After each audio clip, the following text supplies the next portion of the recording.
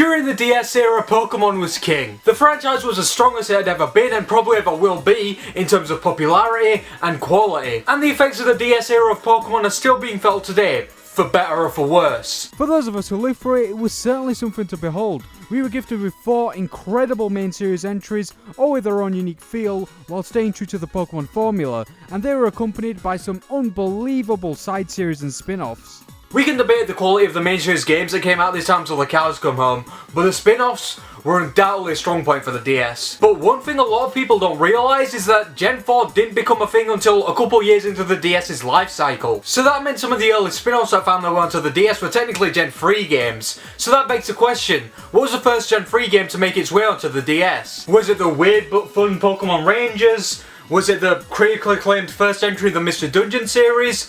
No, it was actually a weird racing game called Pokemon Dash.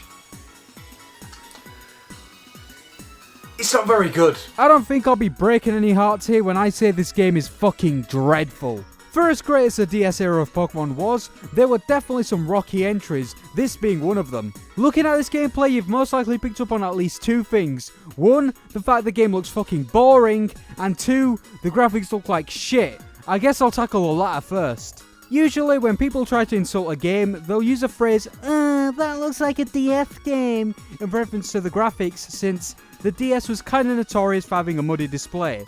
And despite there being a lot of great looking games on the DS, some you could even say looked stunning, there was a lot of shitty garbage with pixely graphics, and not the good kind either. And this is one of those games. Now, you could argue that Pokemon Dash only looks this bad because it was an early DS game, and to that I'd say, why are you defending Pokemon Dash? But then I'd also say, Mario 64 DS was a launch title and it looks incredible, so Pokemon Dash has no excuse. In fairness, Pokemon Dash was a very early DS game. It was basically a launch title in Europe. And in Mario 64 DS's case, it was made by Nintendo and they knew the hardware better than anyone, whereas Pokemon Dash's developers were basically going in blind. But that still doesn't excuse how shit the game is, it's not enjoyable in the slightest. Much like many early DS games, Pokemon Dash has some unhealthy obsession with utilising the DS's main features, or gimmicks if you will. Those being the 2 screens and the touchscreen capabilities of the DS. Look, I know a lot of DS games made you use a touchscreen for controls and made you tap or swipe the screen, but Pokemon Dash can get fucking ridiculous at times.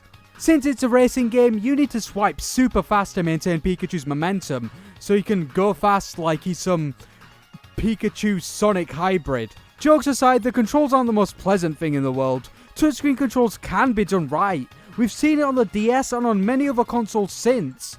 But in Pokemon Dash's case, it just gets to a point where it's unresponsive, finicky, and just straight up painful, both figuratively and literally. If I really wanted to make my arm numb from pain, I'd jack off for 5 hours straight, but even then that would probably hurt less than playing this game. The only real break you get from these glorified jack-off sessions is when you hop into these hot air balloons. Yep, you heard me right.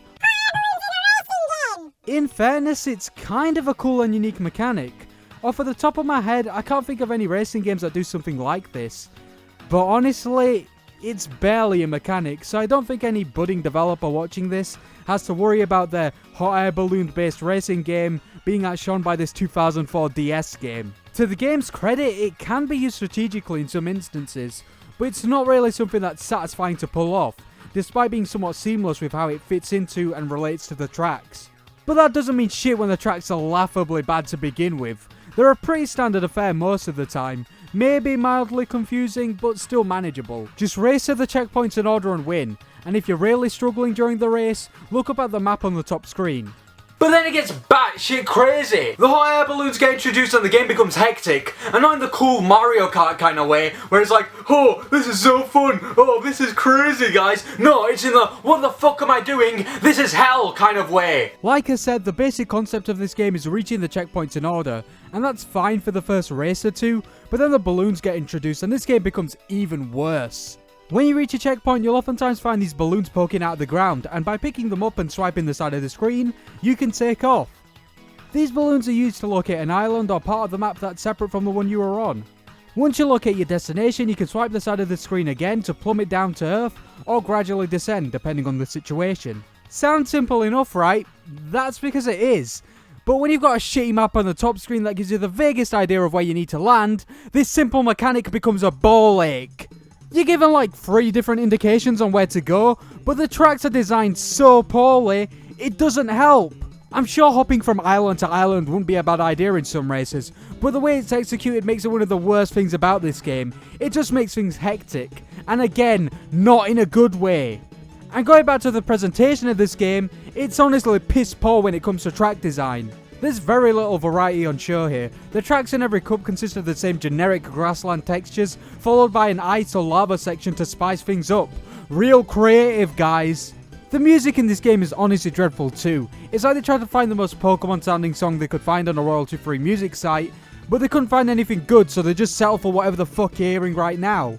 This game was developed by Umbrella, the same dumb fucks that gave us Hey You Pikachu and Pokemon Channel, so that should probably tell you all you need to know about this game. If this is the first game someone ever made, I'd congratulate them, because for an amateur game developer, this is a somewhat impressive project. But no, it was made by a real, professional game studio, and it's honestly an embarrassment. I'd rather use a Jama Lime as a butt plug than play this game again. It's obvious Umbrella put no effort into this. The shoddy music, the piss poor graphics, the fact you can only play as a Pikachu. If I was to say something nice about the game, it's that I really like the box art.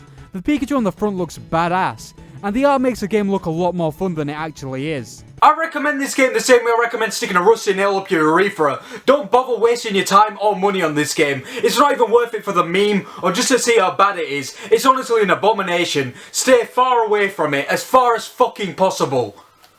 Stay crunchy, fuckwits.